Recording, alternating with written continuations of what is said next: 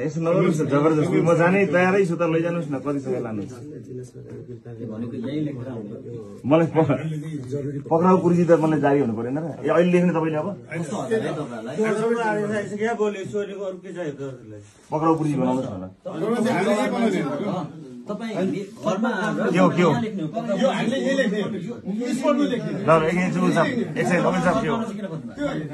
एकछिन पक्र न ए भाइ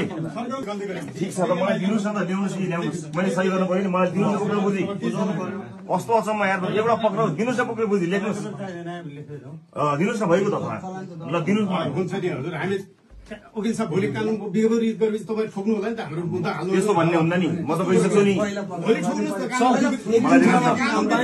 पहिला तपाईँ भन्ने अनि पत्र दिने मलाई सुन्नुहोस् न मलाई सुन्ने अनि सम्मान गर्छु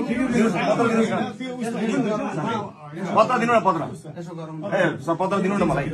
ए ल भयो पत्र दिनुहोस् भइ त को त अलि गर्नै परेन त